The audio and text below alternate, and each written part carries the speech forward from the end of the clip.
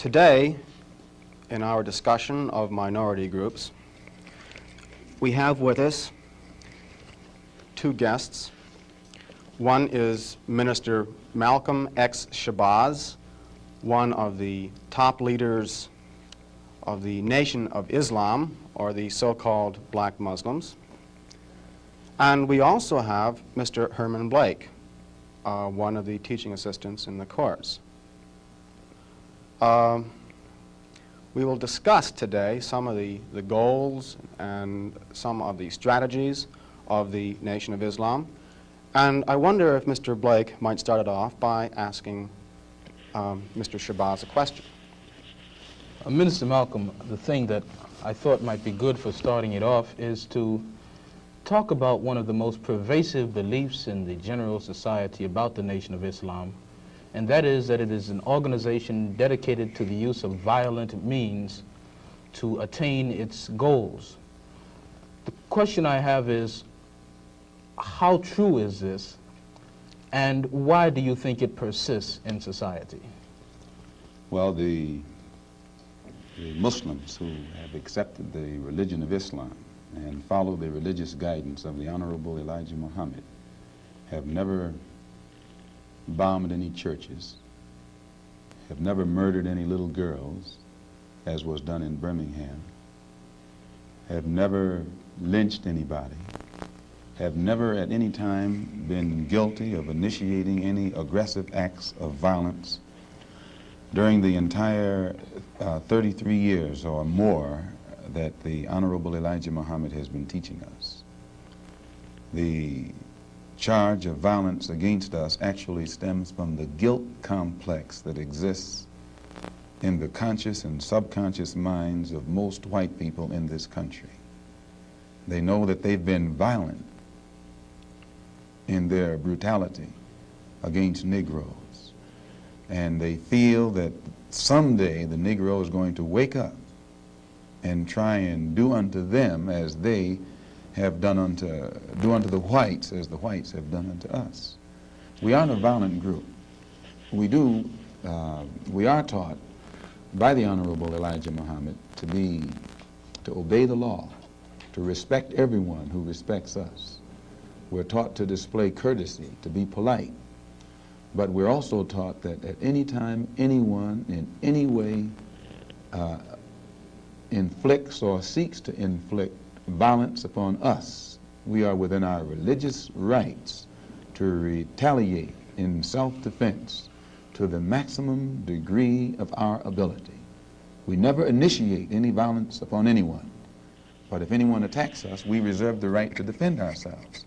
So to accuse us of being violent is like accusing a man who is being lynched, who is being hung on a tree, simply because he struggles vigorously against his lyncher. The victim is accused of violence, but the lyncher is never accused of violence. And I only point this out because the various racist groups that are set up in this country by whites and who have actually practiced violence against blacks for 400 years are never associated or identified or made synonymous with the term violence. But whites speak of Muslims almost synonymously with violence. Whenever Muslims are mentioned by them, violence is brought up. But it's not connected with any other group. This is a sort of a propaganda tactic, or what I would call psychological warfare, to in some way make the image of the Muslims in this country be a violent image rather than a religious image. I'd like to ask a question in that regard.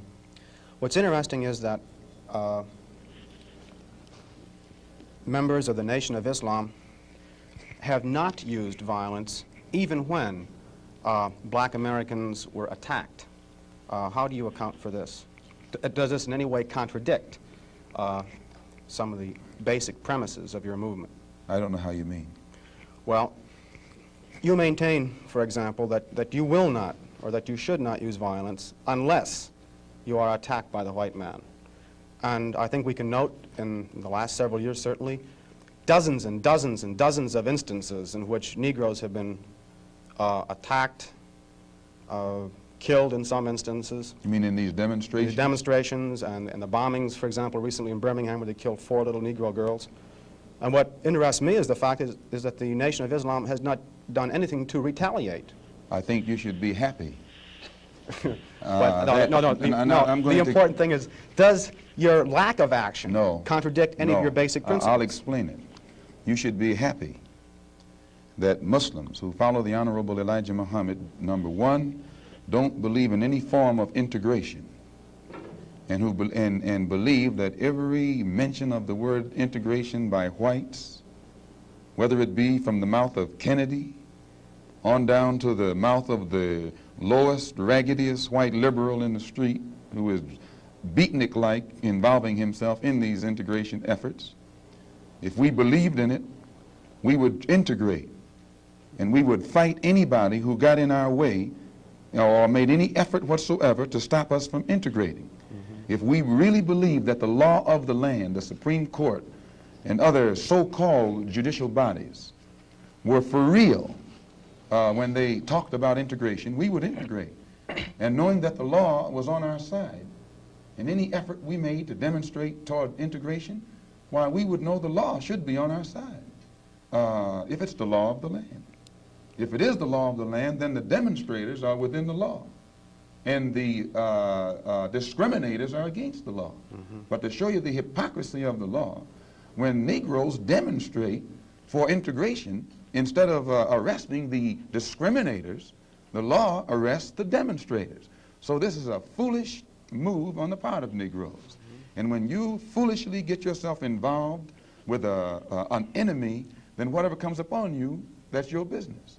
As Muslims, we believe that separation is the best way and the only sensible way, not integration.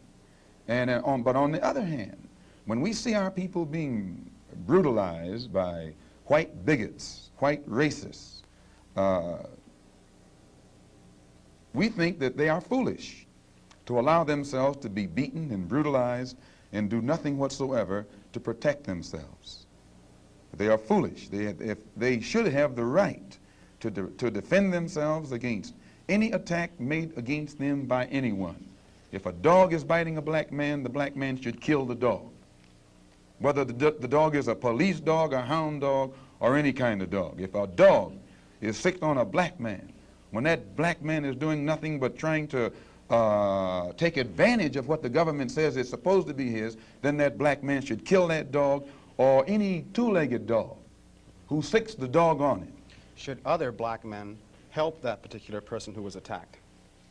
I think you'll find, sir, that there will come a time when black people wake up and become intellectually independent enough to think for themselves, as other humans are intellectually independent enough to think for themselves. Then the black man will think like a black man, and he will feel for other black people. And this new thinking and feeling will cause black people to stick together.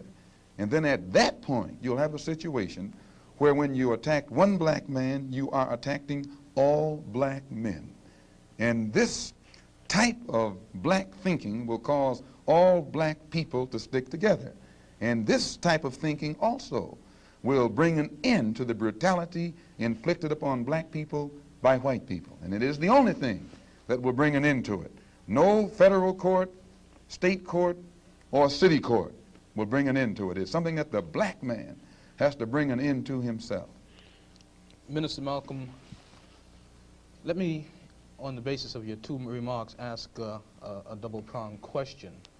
One, is it then your assertion that the laws with respect to how Negroes are supposed to have equal opportunity and equal rights in this country are not meaningful or believed by whites? And secondly, what is your opinion and attitude toward the civil rights movement in general, and particularly the Reverend Martin Luther King and his philosophy of nonviolent direct action? If the white people really passed meaningful laws it would not be necessary to pass any more laws. There are already enough laws on the law books to protect an American citizen. You only need additional laws when you're dealing with someone who is not regarded as an American citizen. But whites are so hypocritical. They don't want to admit that this black man is not a citizen. So they classify him as a second-class citizen to get around making him a real citizen. If he was a real citizen, you'd need no more laws. You'd need no civil rights legislation. Civil rights, when you have civil rights, you have citizenship. It's automatic. White people don't need laws to protect their citizenship because they're citizens. But they don't want to tell us we're not citizens. And at the same time, they don't want to pass laws that are meaningful enough to protect us as if we were citizens. And the Supreme Court desegregation decision is the best example I know. That's a law from the Supreme Court. 10 years have gone by. No desegregated schools. It hasn't been implemented beyond, I think, 9% in 10 years. So this just shows you the hypocrisy of the American white man. They talk out of both sides of their mouth. And for this reason, we who are Muslims, that is, who believe in the religion of Islam, who believe in God, we don't believe that black people will ever get any laws, get any problem with laws being passed or new persons being put in office, white liberals being put in office. There is nothing that the white man will ever do to bring about true, sincere citizenship or civil rights recognition for black people in this country. Nothing will they ever do. They will always talk it, but they won't practice it. And with the Supreme Court, if the NAACP can tell me that they want a desegregation decision for me 10 years ago, but yet the schools haven't been desegregated, as I say, this is a victory with no victory. It's a victory that you can talk about, but it's a victory you can't show me. So if you represent the NAACP and you are telling me about this great victory you won for me, when I look at you, I have to conclude that either you have been duped yourself or else you are trying to dupe me. And in most instances where the civil rights struggle is involved, there is no civil rights leader can point to me one concrete gain, practical gain, that black people have made in the civil rights field in this country, not only during the past 10 years, but during the past 100 years. Now, the other part was with respect to Mr. King and the nonviolent direct action. Well, I will let Jimmy Baldwin and John Killens and Lou Lomax, the writers, answer that. Speaking right after this church was bombed in Birmingham, Christian church was bombed in Birmingham by Christians too, mind you, and these 4 little girls were murdered. John Killens and James Baldwin and Lomax and the Negro writers and actors had a meeting at the town hall in New York, and Killen pointed out concerning these murders of these little girls, said the killings had raised doubts about the intelligence of the nonviolence in the civil rights struggle. He went on to declare that he could no longer be asked to love those who persecuted and killed Negroes.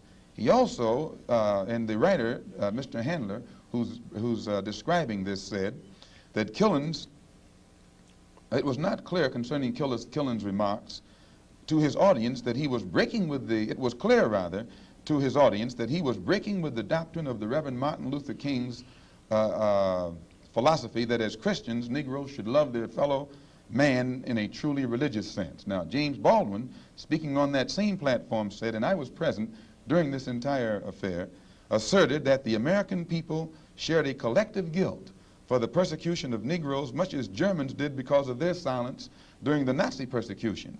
He denounced President Kennedy for what he termed Kennedy's lack of passion in the civil rights struggle. Mr. Baldwin said that there could no longer be a Republican Party for the Negro people as long as it listed a Barry Goldwater, nor a Democratic Party for the Negro people with a Senator Eastland on its roster. He asserted that the federal government acted swiftly and energetically, that unless the federal government acted swiftly and energetically, future slaughter would make Birmingham look like a dress rehearsal. And now, what do I think about King's attitude? King's right-hand man, Wyatt Walker, at King's Convention, according to the New York Times on September the 26th, said, quote, we have been duped, meaning these persons involved in the civil rights struggle, of which King is the symbolic leader. His right-hand man says, and I quote, we have been duped, or have duped ourselves, into believing that the chains have been broken, when in truth we have only been chained more securely. Half freedom has in many instances been worse than no freedom at all. Why, don't ask me what I think about their struggle. I can tell you what they think about their struggle. And they are pointing out that it is becoming more difficult every day for the civil rights leaders to keep the masses of black people nonviolent and long-suffering and patient, and keep them from becoming disenchanted. I hope that answers your question. Well, now there's a new party which has started on the East Coast called the Freedom Now Party, an all-black organization.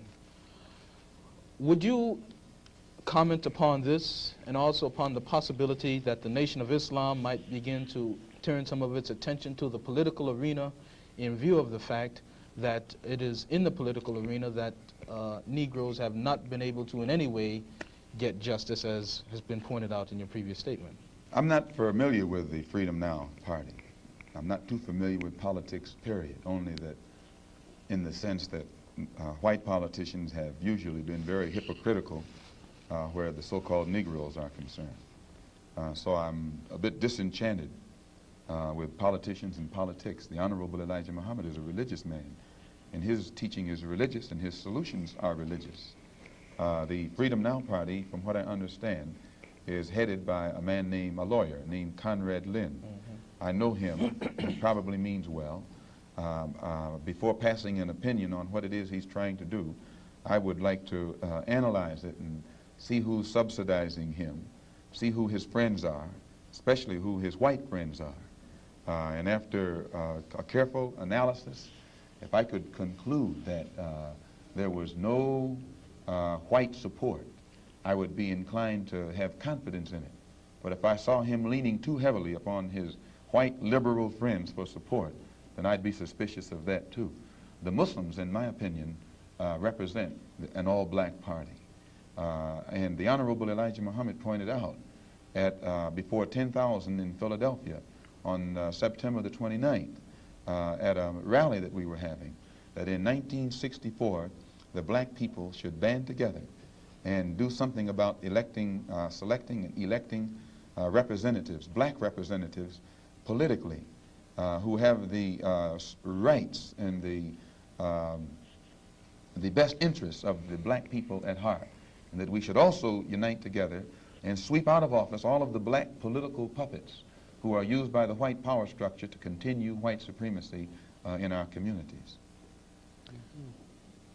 In that regard, would you include Congressman Dawson, for example, from Chicago, and some of the people who represent him on the Chicago City Council? In which regard? In the area of acting as a puppet. I don't know what Mr. Muhammad's opinion is of Congressman Dawson. They both live right there in the city of Chicago together. I don't know what his opinion is of Congressman Dawson. I'm suspicious of any Negro, be he politician, be he clergyman, or civic leader who is constantly patted on the back by whites. I have a tendency to lead toward the Negro politician who is constantly condemned by the white power structure. This is my thought pattern. I'm giving you an insight of it. You, though, mentioned Mr. Lynn and saying you'd like to know who his white friends are. Now, I'm wondering if you didn't make a contradictory statement in Muslim terms by using white and friend in the same phrase. That is I to use say, friend in quotes. I see. In other words, if a black man cannot have a white man as a friend. He may have a white man who's friendly, but being friendly and being a friend, I think, are two different things. I think there are many whites who act friendly toward Negroes. A fox acts friendly toward the lamb.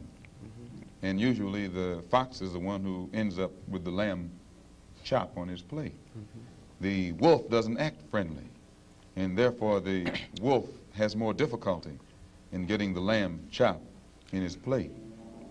I'd like to point out, though, that... And I say that because it is usually if you study the structure of the Negro community, Economically, politically, civically, psychologically, and otherwise, it's controlled by the white liberal, who usually poses as the friend of the Negro, who actually differs from the white conservative in the same way that the fox differs from the wolf. Their appetite is the same. Their motives are the same. It's only their mannerisms and methods that differ. I would agree that no doubt there have been a large number of whites who have posed as liberals and as friends of the Negro and who have time and again betrayed the Negro. On the other hand, I think one could point to a large number of whites who have struggled for civil rights, for equality, and have got little or nothing out of it, other than quite a few bruises. Give me an example. Well, the large number of white students who have gone into the South, for example, working for SNCC and other organizations. Not working for SNCC or other organizations, but working for the white political machines who benefit by the voting efforts of Negroes. Okay. I'll be more specific. I would cite Herbert Hill, for example, as a kind of person who has championed Negro job rights, for example, in New York City and elsewhere. He has fought the political machine. First time I met Herbert Hill personally was when they were picketing to stop the working on the Harlem Hospital in Harlem. Negroes for 10 years had to fight the city to get an annex built on the Harlem Hospital. Because in Harlem, we need a hospital more so than anything else. Our people are sick. Plus, we do a lot of cutting and shooting of each other, though we profess to be nonviolent. And Herbert Hill brought his forces out and stopped the working on that site. This is the first time I ever saw him. Then, when work was brought to a halt on a hospital in Harlem, the same Negroes tried to stop the work at the Downstate Medical Center in Brooklyn, which is predominantly white. They were out there for 3 months during the summer. Couldn't stop anything. And I never saw Herbert Hill out there one time. Now, whenever it takes a stoppage of something that's going to affect the white man, you find the white liberal absent. But when it involves something that primarily will affect the best interests of black people, and black people only, then that white liberal is present. Herbert Hill is the labor secretary for the NAACP. And if he was interested in black people, he would prepare a black man with the type of knowledge and understanding of the labor troubles involving black people that would enable a black man to sit in the same position as Secretary of Labor or Labor Secretary in the NAACP. I'm suspicious of whites who join Negroes and always have to be in the lead, who always have to be the head, who always have to be at the top in Negro organizations. Those whites who really have the interest of blacks at heart, let them give some advice to some Negroes and stand on the sideline. But don't join the organization and then get at the head of it and pose as a friend of Negroes. Well, I would defend his sincerity and his commitment. And more than that, I would say that just because a person is a Negro or a black American does not mean that he's going to struggle for Negro rights or for jobs for Negroes or anything else. I think that today you could point to a large number of Negro leaders who have consistently betrayed Negroes in a whole host of areas. They aren't really Negro leaders. These are puppets that have been put in front of the Negro community by white liberals. These are parrots that have been put in front of the Negro community by white liberals. You can't name me a Negro leader who has been betrayed Negroes, who has not been endorsed, sanctioned, subsidized, and supported by the white liberals. Minister Malcolm, I'd like to... Well, I could cite one example would be Congressman Dawson, for example, in Chicago. In Chicago, a large number of liberals located in the Hyde Park district have consistently fought Dawson and his betrayals of the Negro, and they've also fought some of the people who represent Dawson on the Chicago City Council. The only Negro I know who is constantly fought, only Negro politician that I know who is constantly fought by white liberals is Adam Clayton Powell. And they call him a racist because he speaks so bluntly on the race issue. But I'm not, as I said, not too familiar with Dawson and his work. Let me return to the Nation of Islam per se, Minister, by raising a question which struck me as a result of reading some of Baldwin's work, namely The Fire Next Time. Baldwin pointed out that in Harlem for many years he had passed the street corners and the soap boxes and heard people speaking from these platforms who were known as black nationalists, and nobody was listening. And he said all of a sudden he realized that people were beginning to listen to the Muslim speakers on the street corners in Harlem. The message essentially was the same, but it was that now many people were listening to what this message was. And you pointed out that the Nation of Islam has been in the picture for about 33 years. What is it, in your judgment, that has caused this tremendous amount of support that the Nation of Islam has garnered in the Negro community in, say, the last 10 years? When you put a seed in the soil, it remains beneath the soil until the season changes. And when the season changes, the seasonal change automatically brings about rather atmospheric conditions, bring about a seasonal change that makes that seed come up or crop grow in its appointed time. And all over this world today, God himself has brought about political changes, a political atmosphere, sociological, social atmosphere, economic atmosphere. These economic conditions, these political conditions and social conditions combine to bring about a situation that is making black people in America more receptive, their mind more fertile to the seed of truth that the Honorable Elijah Muhammad has been planting for 30-some years. And this is springing up today and causing our people to see and understand now what they couldn't see and understand before. What is the nature of this situation which is making black people more receptive? Well, you take in the past, say, 15 years, how the nations have emerged, dark nations have emerged in Africa. Prior to 10 years ago, most Negroes associated or identified Africa with a savage, jungle-like place. And whenever you mentioned the word African, in their mind's eye, they could see the image of someone running around with a spear, with no language, who'd say ugga bugga boo or bwana or something, and who'd be in a jungle running from lions or chasing lions. But then when, after the war, when the United Nations was set up in New York City, black people began to look at men like Tom Mboya. They began to look at men like Nkrumah. They began to see men like Lumumba. They began to see men like Nasser. They began to see these Belowa and Azikwe, who could exchange intellectually with whites on an international level in a political forum and hold their own. This made the black people in this country realize that what the Honorable Elijah Muhammad had been teaching all the time actually had substance. And they began to turn it over in their mind and see that what he was saying had more weight to it than what these other Negroes were saying. And they began to identify themselves with the black world and the black struggle more closely than they identified themselves with this so-called white world. Let me ask you a question with respect to a statement which Essien Udom quotes as being on a bulletin board in the University of Islam in Chicago by the Honorable Elijah Muhammad. According to Essien, Mr. Muhammad states, "Up, you mighty race. You can accomplish what you willed. Build your future on these foundations: freedom, justice, and equality."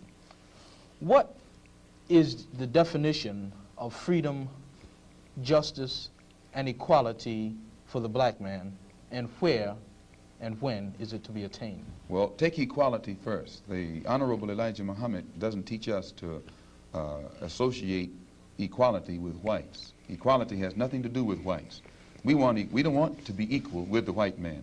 He's not the criteria or yardstick by which equality is measured.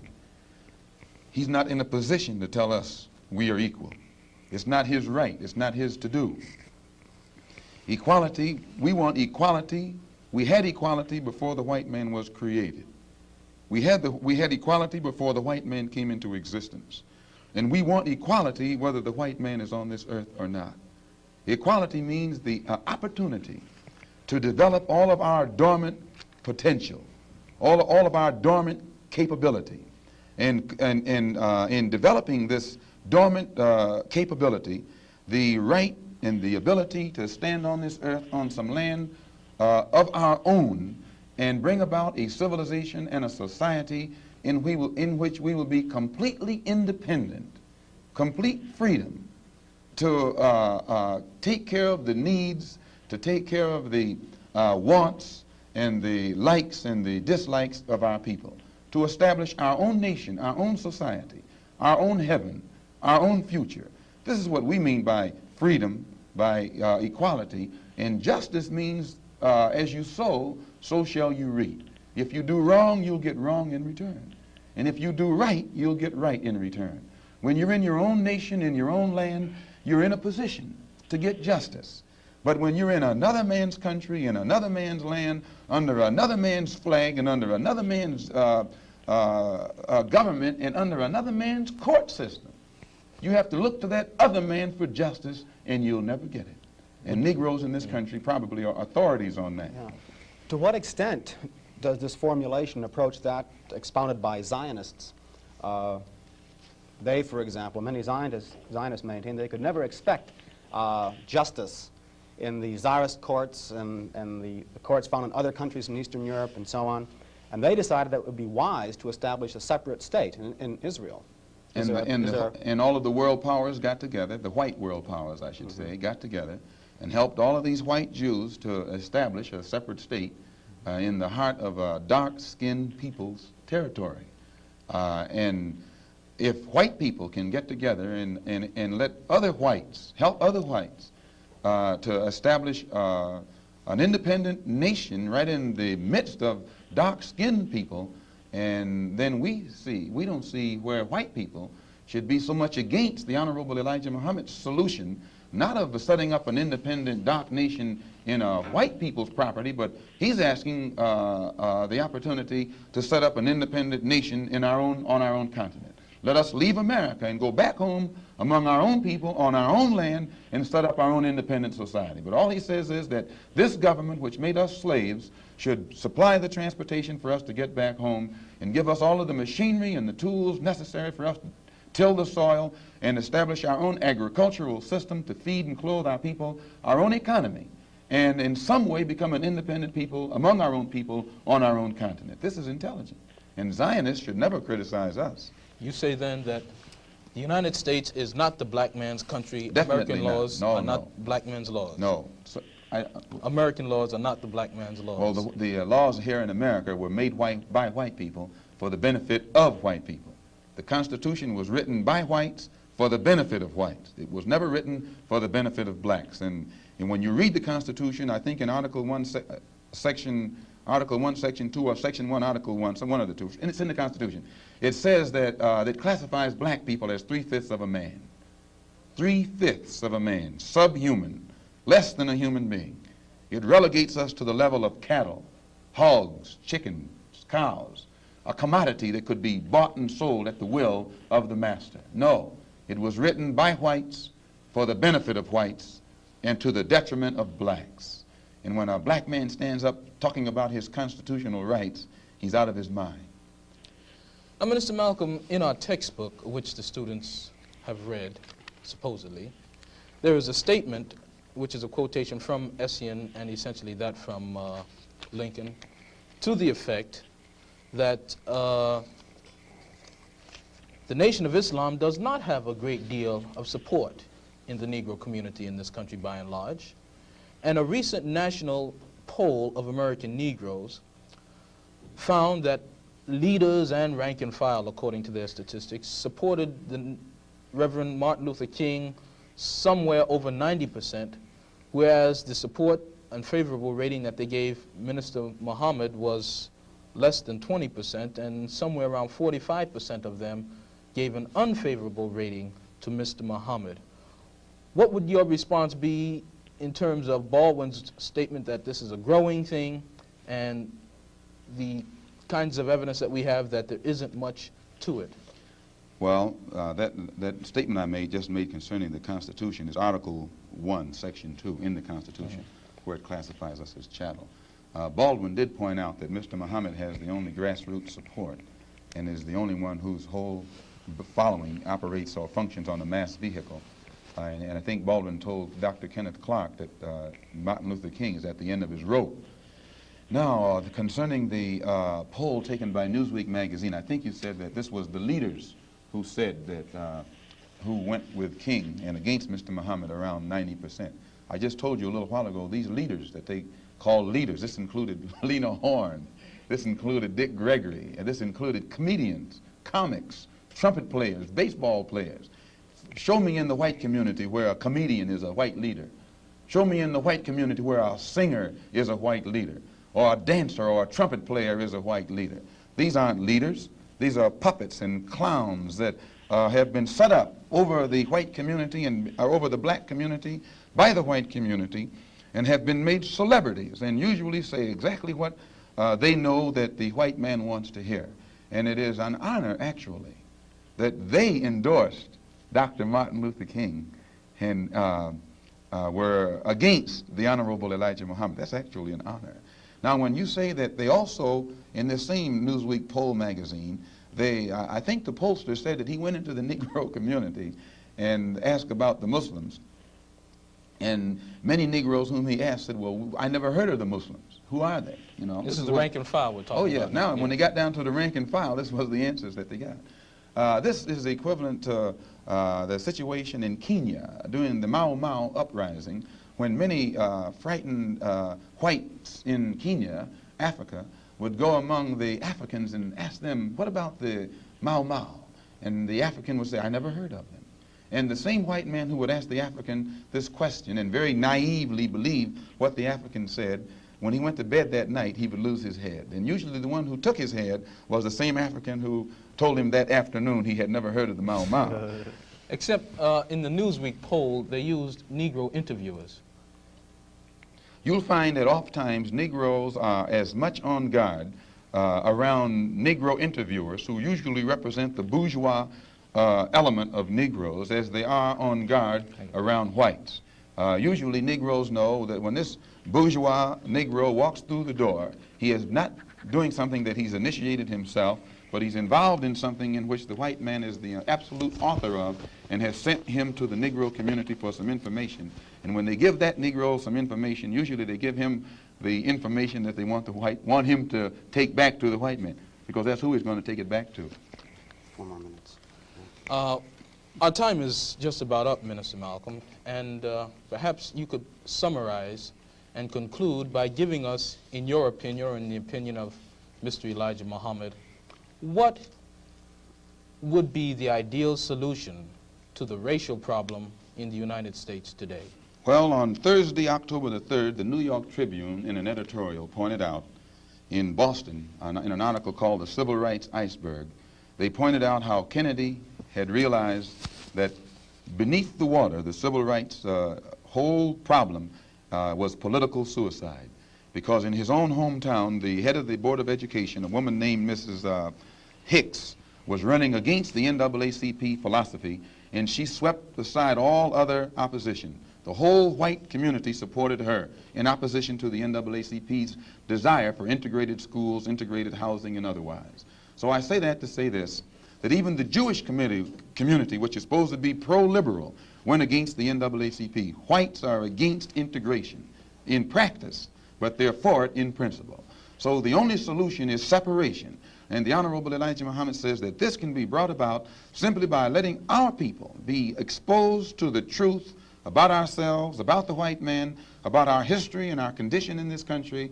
And once we are exposed to the complete truth about things as they actually exist in this country, the masses of black people will choose complete separation from this entire system, political system, economic system, social system, and whatever other aspect or description or adjective you want to attach to it. Let us go back home to our own people, live among our own kind, and solve our own problems ourselves. And if the white man doesn't want us to go back to our own people and live in our own country, then since we can't get along together in peace on this country with white people, let us separate part of this continent, migrate to that separate territory, let the government give us everything we need to establish our own independent economic system and society, and thereby we'll be able to solve our own problems ourselves and prove that we are human beings and a part of the human family and can do for ourselves what other humans have done for themselves. And then we'll be able to stop blaming the white man for what he has done and stop begging the white man to solve our problems. We'll be able to solve our problems ourselves. Thank you very much. That's it.